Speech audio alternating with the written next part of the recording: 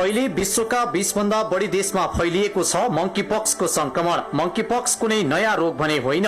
Monkeypox सन् 1958 मा बाँदर प्रजातिमा पहिलो पटक देखिएको थियो। त्यसै अनुसार यस रोगको नाम पनि मंकीपक्स नै राखिएको हो।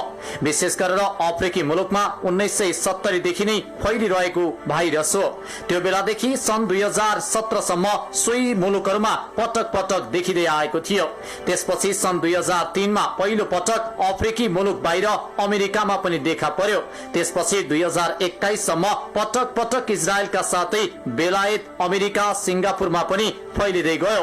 सन् 2021 सम्म यी मुलुकमा फैलिएको मंकीपक्स अफ्रिकी मुलुकबाट आएका मानिस वा जनावरको सम्पर्कले भरिएको थियो भने अहिले अफ्रिकी मुलुकको सम्पर्क बिना नै 20 देशका 200 बढी मानिसमा फैलिसकेको छ।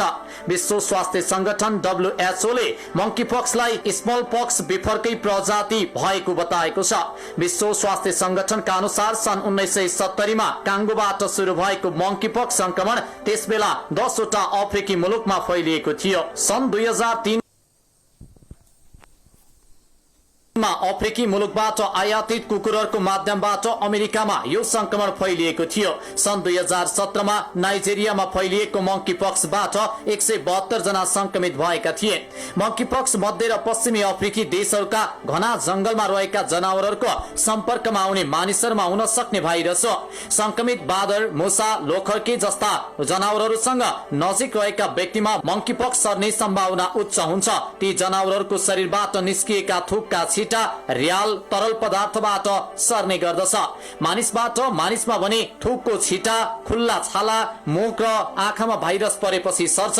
यस्तै संक्रमितले प्रयोग गरेका लुगा वा सामानबाट पनि यो रोग सर्ने गर्दछ। यसको संक्रमण भएका 10 मध्ये 1 जनाको ज्यान समेत जाने जोखिम रहेको छ। अहिलेसम्म मंकीपक्स फैलिएका देशहरू Australia, Israel, Switzerland, Canada, America, बेलायत, Germany, Sweden, Belgium, Spain, Portugal, France, Netherland, Italy लगायतका 20 भन्दा बढी देशमा मंकीपक्सको संक्रमण फैलिसकेको छ। नाइजेरिया अफ्रिकी मुलुक नाइजेरियामा अहिले 21 जनामा मंकीपक्सको संक्रमण पुष्टि भएको छ। 1 जना मंकीपक्स संक्रमितको मृत्यु समेत भएको छ।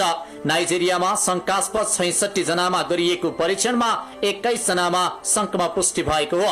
मंकीपक्सबाट मानिसको मृत्यु भएपछि नाइजेरियामा थप सतर्कता अपनाइएको छ। कंगोमा यो वर्ष मात्रै 465 संक्रमितहरू फेला परेकोमा 9 जनाको संक्रमणकै कारण मृत्यु भएको छ। बाँदर र मुसाको सम्पर्कमा रहेकाहरू संक्रमित हुने यो रोग अहिले कंगोमा तीव्र गतिमा फैलिरहेको छ। चीन मंकीपक्स संक्रमणका कारण चीनमा 1 जनाको मृत्यु भएको छ। चीनको बेल्जियम स्थित अस्पतालमा उपचारका क्रममा एक पशु चिकित्सकको मंकीपक्सकै कारण मृत्यु भएको हो। मरेको बाँदरलाई गाड्ने क्रममा बान्ता हुने र टाउको दुख्ने लक्षण देखा परेपछि उनलाई मंकीपक्स भएको पुष्टि भएको थियो। चीनमा पछिल्लो समय मंकीपक्सका दर्जनौं बिरामी फेला परेका छन्। अमेरिकामा पुनः मंकीपक्स भाइरस देखा परेको हो। सुरुमा बेलायतमा देखा परेको यो भाइरस अमेरिकाको टेक्सासमा पनि फेला परेको छ। सन् 2003 मा अमेरिकाको कयौं शहरमा देखा परेको यो भाइरस नियन्त्रणमा आएको थियो। भाइरसको संक्रमण नाइजेरियाको भ्रमणबाट अमेरिका फर्किएका व्यक्तिमा पुष्टि भएको हो।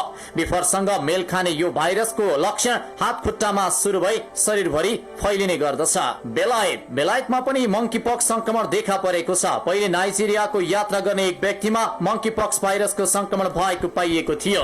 बेलायतको स्वास्थ्य सुरक्षा निकायले यसको पुष्टि गरेको हो। बेलायत सहित अहिले 20 देशमा संक्रमित देखा परेका छन्। हालसम्म विश्वका 200 भन्दा धेरै व्यक्तिमा मंकीपक्सको संक्रमण पुष्टि भएको छ।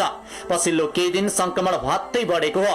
अस्ट्रेलियामा मे 2 मा पहिलो पटक यो संक्रमण पाइएको थियो। ब्रिटेनबाट यात्रा गरेर आएका ती व्यक्ति संक्रमित भएको फेला परेका हुन्। यस्तै युरोपका अन्य देशहरूमा पनि अस्ट्रेलियामा मे 22 मा, बेल्जियममा मे 20 मा, डेनमार्कमा मे 24 मा संक्रमितहरू पाइएका थिए। यस्तै फ्रान्समा मे 20 मा, जर्मनीमा मे 20 मा र इटलीमा मे 23 मा, नेदरल्याण्डमा मे 20 मा र पोर्चुगलमा मे 23 मा, स्लोभेनियामा मे 24 मा, स्पेनमा मे 23 मा, स्विडेनमा मे 19 मा, स्विजरल्याण्डमा मे 21 मा र बेलायतमा मे 23 मा संक्रमित भेटिएका हुन्। हाल युरोपेली देशहरूमध्ये बेलायतमा 56, स्पेनमा 38, पोर्चुगलमा 37 जना संक्रमित संक्रमित भेटिएका छन्। अन्य देशमा कति जनामा संक्रमण पुष्टि भएको छ भन्ने एकिन तथ्याङ्क सार्वजनिक भएको छैन। इजरायलमा पनि मे 21 मा यो भाइरसबाट संक्रमित व्यक्ति भेटिएका छन्। क्यानाडामा मे 19 मा पहिलो संक्रमित भेटिएको पुष्टि भएको थियो। यसको एक दिन अघिसम्म मे 18 मा अमेरिकामा पनि संक्रमित व्यक्ति भेटिएका थिए। हालसम्म अमेरिकामा 5 जना संक्रमित पाइएका छन्। नेपालमा मंकीपक्सको जोखिम। जनस्वास्थ्य विज्ञहरूले बताए अनुसार मंकीपक्स संक्रमणको नेपालमा पनि जोखिम उच्च रहेको छ। पछिल्लो समय युरोपका देशमा हवाई यातायातको सहज पहुँच भएकाले पनि भाइरस आगामी दिनहरूमा नेपालमा सजिलैसँग फैलने जोखिम रहेको छ। संक्रमण पुष्टि भएका देशबाट मानिसहरू आउजाउ गरिरहने भएकाले नेपालमा यस रोगको जोखिम पनि रहेको मान्न सकिन्छ। नेपालमा पनि मंकीपक्सको संक्रमण फैलन सक्ने भन्दै सरकारले विशेष सावधानी अपनाउन आम नागरिकहरूलाई आग्रह गरेको छ। अहिले विश्वमा मंकीपक्सको संक्रमण फैलिरहेकाले नेपालमा पनि सम्भावित खतरा हुन सक्ने भन्दै त्यसतर्फ सचेत रहन स्वास्थ्य सतर्कता अपनाउन आग्रह गरिएको छ। र यसले शरीरमा प्रवेश गरेपछि अथवा हाम्रो सम्पर्कमा आएपछि शरीरमा फोकाहरू हुने, बिमिराहरू आउने, ज्वरोहरू आउने, ग्रन्थीहरू सुन्निने, ती समस्याहरू चाहिँ हुन सक्छ। यसले विशेषतः बालबालिकाहरूलाई अलि बढी असर गर्न सक्ने कुराहरू चाहिँ अहिलेसम्म देखिएको छ। यो भाइरस अब मानिसबाट मानिसमा संक्रमण हुन सुरु गर्यो र एक ठाउँबाट अर्को ठाउँमा फैलिने अवस्था भयो भने हामीले कोभिडमा गएका छौँ। विश्व साह्रै सानो रहेछ भन्ने कुराहरू हामीलाई थाहा भइसकेको छ।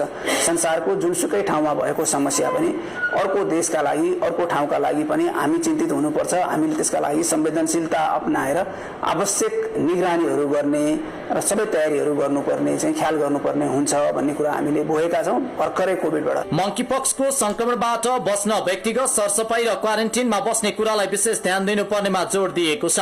नेपालमा यस रोगबाट बस्न विदेशबाट आउने नेपाली नागरिक र विदेशी नागरिकले कम्तीमा 2 हप्ता अनिवार्य क्वारेन्टिनमा बस्ने, सकेसम्म बाहिर कुनै पनि सामानहरू नछुने र छोइहाले पनि साबुन पानीले तत्काल सफा गर्नुपर्छ। मंकीपक्सको संक्रमणबाट बस्न सरकारले आवश्यक कदम चालिसकेको र सीमा नाकाहरूमा निगरानी बढाएको छ। विश्व स्वास्थ्य संगठनको केन्द्रीय, क्षेत्रीय र नेपालमा भएको कार्यालयसँग नियमित सम्पर्कमा रहेर प्राप्त प्राविधिक सुझावका आधारमा आवश्यक निर्णय गर्दै जाने बताइएको छ। हामी यो संक्रमण जुन ठाउँमा हुन सक्छ अथवा जुन ठाउँबाट आउन सक्छ त्यो ठाउँबाट अलिकति टाढा भए पनि अथवा जुन देशहरूमा संक्रमणहरू पुष्टि भएका छन् ती देशबाट हामी टाढा रहे पनि त्यहाँ भएका मानिसहरू अथवा ती संक्रमितहरू कोही न कोही कुनै तरिकाले हामी कहाँ आइपुग्नु भयो र यो मानिसबाट मानिसमा सर्ने दर चाहिँ बढी छ भन्ने कुराहरू पुष्टि हुँदै गयो भने त्यसले हामीलाई पनि नछोला भन्न सकिँदैन। अहिलेसम्म हामी कहाँ त्यस्तो अवस्था देखिएको छैन। अहिलेसम्म कुनै पनि व्यक्तिमा त्यस किसिमको लक्षणहरू भएको हामीले पाएका छैनौँ। हामीले प्रवेश नाकाहरूमा निगरानी गर्ने कुराहरूलाई चुस्त दुरुस्त बनाउनका लागि हामीले आवश्यक तयारीहरू गरेका छौँ भने विश्व स्वास्थ्य संगठनको केन्द्रीय, क्षेत्रीय र यो हामी कहाँ भएको देशमै भएको कार्यालयसँग हामी नियमित सम्पर्कमा छौँ। प्राविधिक विश्लेषणहरूबाट आएका सुझावहरू हामीले नियमित रूपमा प्राप्त गरिरहेका छौँ र त्यसैका आधारमा सरकारले लिने आवश्यक कदमहरू हामी लिँदै जान्छौँ। अहिलेसम्म हामीले मंकीपक्सको हेऱ्यौँ भने मंकीपक्स संक्रमण भएर मानिसको मृत्यु हुने अनुपातलाई हेर्दाखेरि यो 10% संक्रमण भएका व्यक्ति मध्ये 10% सम्ममा चाहिँ मृत्युदर हुन सक्छ भन्ने अहिलेसम्मको तथ्याङ्कहरूले देखाउँछ। यद्यपि यो संक्रमण भएपछि धेरै जसो लक्षणविहीन अवस्थामा अथवा सामान्य लक्षण भए पनि केही समयपछि आफै हराएर जान सक्छ भन्ने छ। मंकीपक्स एउटा दुर्लभ किसिमको रोग मानिन्छ जुन मंकीपक्स नामक भाइरसबाट हुने गर्दछ। यो भाइरस दादुरा गराउने बेरियोल भाइरसकै प्रजातिसँग सम्बन्धित अर्थोपक्स वंशको हो। सुरुमा मंकीपक्स भाइरस पश्चिम र मध्य अफ्रिकी केही ठाउँमा संक्रमित जंगली जनावरमा पाइएको थियो। दादुरा जस्तै बिरामीको प्रकोप बादरमा फैलिँदै मंकीपक्स खोजी भएको थियो। मंकीपक्स धेरै संक्रमण सामान्य भन्दा बढी वर्षा हुने जंगलमा पाइन्छ। यस्ता जंगल नजिक नजिक बस्ने बाँदरहरूमा यो भाइरसको संक्रमण धेरै पाइएको छ। यो जनावरबाट मान्छेमा सर्ने रोग हो। मंकीपक्स लागेका व्यक्तिहरूको संक्रमण काल 7 देखि 17 दिनसम्मको हुन्छ। हल्का ज्वरो